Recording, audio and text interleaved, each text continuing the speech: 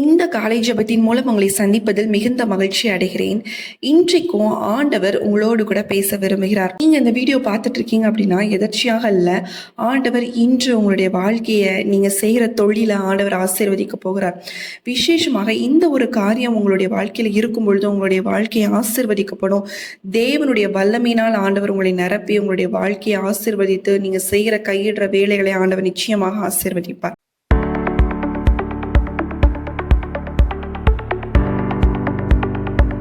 இந்த வீடியோ நீங்க தொடர்ந்து பாருங்க. நிச்சயமாக ஆண்டவர் உங்களோடு கூட பேசுவார். நம்ம ஒரு வசனம் வாசிக்கலாம். நீதிமொழிகள் 1ஆம் அதிகாரம் 4ஆம் வசனம். இவைகள் பேதைகளுக்கு வினாவையும் வாலிபருக்கு அறிவையும் விவேகத்தையும் கொடுக்கும் அப்படின்னு சொல்லப்பட்டிருக்கு. இது என்ன அப்படின்னா ஆண்டவரோட வார்த்தை. ஆண்டவரோட வார்த்தை என்ன பண்ணும் அப்படின்னு பாருங்க. பேதைகளுக்கு வினாவையும் வாலிபருக்கு அறிவையும் விவேகத்தையும் கொடுக்கும் அப்படிங்கிறத நம்ம இங்க வந்து பாக்குறோம். இந்த நாட்கள்ல நிறைய பேர் என்ன அப்படின்னா ஒரு அறிவில்லாமையினால அப்படிங்கிற ஒரு காரியத்தினால நம்ம வந்து சூழப்பட்டிருக்கிறோம். நான் ஜெபிக்கணும்னு நினைக்கிறேன், ஆனா என்னால ஜெபிக்க முடியல. நான் வந்து நல்ல வேதத்தை வாசிக்கணும்னு நினைக்கிறேன், ஆனா என்னால வேதத்தை வாசிக்க முடியல. நான் நல்ல ஜெப வாழ்க்கையில இருக்கணும், நல்ல ஆவியில நிரம்பி ஜெபிக்கணும், நல்ல ரொம்ப நேரம் நான் பைபிள் மெடிடேட் பண்ணணும், வேதத்தை வாசிக்கணும், பிறருக்கு பிரயோஜனமாக இருக்கணும், இல்லை நான் காலையில எந்திக்கணும்னு நினைக்கிறேன், ஆனா என்னால முடியல அப்படின்னு சொல்லுகிற ஒரு இந்த காரியம் தான் அறிவில்லாமை அப்படின்னு சொல்றோம். இதனால என்ன ஆகுது அப்படின்னா உங்களோட லைஃபே என்ன ஆகுதுன்னா அஃபெக்ட் ஆகுது. உங்களை மேலே ஏற விடாமல் முடியலை அப்படிங்கிற ஒரு விஷயத்தை வைத்து என்ன பண்ணுது அப்படின்னா உங்களை தாழ்த்தி கொண்டு இருக்கிறது அப்படின்னு சொல்லி நம்ம வந்து பார்க்குறோம். இதுதான் என்னன்னா பேதைகளுக்கு வினாவை கொடுக்கக்கூடிய ஒரு பதிலை கொடுக்கக்கூடிய ஒரு வார்த்தையாக இந்த வார்த்தை காணப்படுது அப்படின்னு சொல்லி ஆண்டவர் சொல்றார். அவருடைய வார்த்தை உங்களுடைய இந்த அறிவில்லாமையை மாற்றி அதற்கு பதிலை கொடுத்து உங்களுடைய வாழ்க்கையை அழகாக மாற்றக்கூடியதாக காணப்படுது அப்படிங்கிறத ஆண்டவர் இன்று உங்களோடு கூட பேசி கொண்டு இருக்கிறார். இன்னொன்று பாருங்க, அடுத்த போர்ஷன் பாருங்க. வாலிபருக்கு அறிவையும் விவேகத்தையும் கொடுக்கும். இந்த நாட்களில் பாருங்க நிறைய யங்ஸ்டர்ஸ் வந்து படிக்கிறோம், ஆனால் படிக்கிறதுக்கு ஏற்ற வேலை நம்மளுக்கு கிடைப்பது கிடையாது.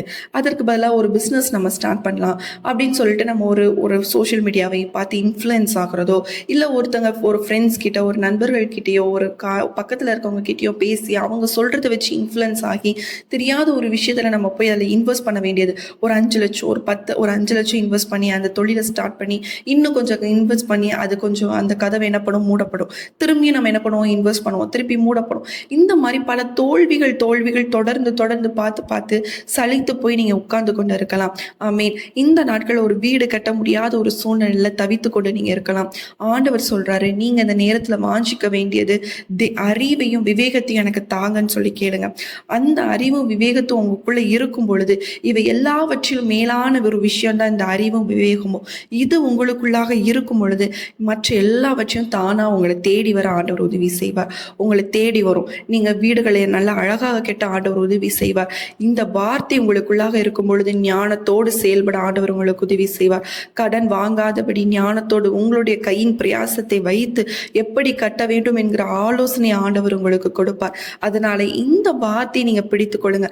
ஆண்டவருடைய வார்த்தை உங்களுடைய இருதயத்திற்குள்ளாக இருக்கும் பொழுது இந்த அறிவில்லாமை அப்படிங்கிற ஒரு விஷயம் உங்களை விட்டு ஓடி போக ஆரம்பிக்கும்.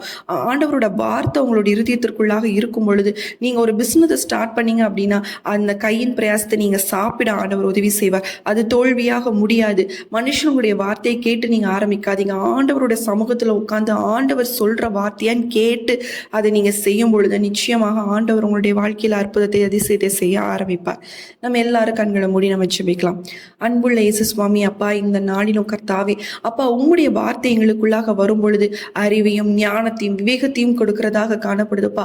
இந்த நாட்கள் அறிவில்லாமைங்கிற விஷயங்களை விட்டு மாறட்டும் சுவாமி. நாங்கள் விவேகத்தோடு ஞானத்தோடு நடந்து கொள்ள கர்த்தர் நீர் எங்களுக்கு கிருபை கொடுப்பீராக. ஆண்டவரே, நீர் அற்புதத்தை செய்வீராக.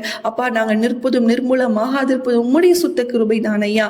அப்பா, நாங்கள் ஒரு வீடு கட்டணும், ஒரு திருமண தடையாக காணப்படுது, இதை செய்தாலும் என்னுடைய வாழ்க்கையில ஒரு தோல்விங்கிற ஒரு நிலையில நான் காணப்படுறேங்கிற நபர்கள் ஒவ்வொருத்தருக்கும் உங்களுடைய வார்த்தை ஆண்டவரே பதிலாக மாறட்டும். உங்களுடைய வார்த்தை ஒரு விடுதலை கொடுக்கிறதாக மாறட்டும். உங்களுடைய வார்த்தைக்கு ஜீவன் உள்ளது, வல்லமை உள்ளது சுவாமி. அது இந்த நாள்ல கிரியை செய்யட்டும் ராஜா, அற்புதங்களை செய்யட்டும் ராஜா, அதிசயங்களை செய்யட்டும் ராஜா.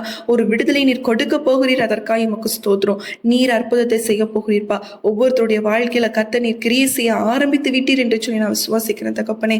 ஆண்டவர், எப்படிப்பட்ட பாடுகளின் மத்தியில் அவங்க நடந்து கொண்டு இருக்கலாம், ஆண்டவர் ஒரு வீடு கட்டணுங்கிற ஒரு போராட்டத்தில் அவங்களுடைய வாழ்க்கை போய் கொண்டு இருக்கலாம். கர்த்தர் நீ ஞானத்தை கொடுத்து அதை நல்லபடியாக கட்டவும் பிறருக்கு சாட்சியாக மாறவும் இந்த காரியம் கர்த்தரால் ஆயிற்று என்று சொல்லி பலருடைய வாய்கள் அவங்க சாட்சிகள் கேட்க கர்த்தர் நீர் உதவி செய்யுங்கப்பா. கர்த்தர் நீர் அப்படியாக அற்புதத்தை செய்ய போகிறீர். ஆண்டவரை தொழில் ஆரம்பிக்கணும்னு நினைத்திருக்கிற ஒவ்வொருத்தருக்காக ஜெபிக்கிறோம். கர்த்தர் நீர் ஆசீர்வதிப்பீராக. உங்களுடைய சித்தத்தின்படி கர்த்தர் நீர் ஆசீர்வதித்து அவர்களை வழிநடத்த போகிறீர். உங்களுக்கு மேலான உமக்கு நன்றி செலுத்துகிறோம், தாழ்த்தி ஒப்பு கொடுக்கிறோம். இயேசுவின் நாமத்தில் ஜெபிக்கிறோம் நல்ல பிதாவே, ஆமீன். இந்த நாளிலும் கர்த்தர் உங்களை ஆசீர்வதித்திருக்கிறார். இந்த பொக்கிஷத்தை நீங்க நாடுங்க. மேலான ஒரு அவருடைய வார்த்தை தான் அந்த பெரிய ஒரு பொக்கிஷம். இந்த பொக்கிஷத்தை நம்ம நாடும் பொழுது நம்மளுடைய வாழ்க்கையில் இருக்கக்கூடிய எல்லா அறிவில்லாமை மாறும். ஒரு தொழில் ஸ்டார்ட் பண்றீங்கன்னா அதுக்கு தேவையான ஞானத்தையும் அறிவையும் ஆண்டவர் நிச்சயமாக உங்களுக்கு கொடுப்பார்.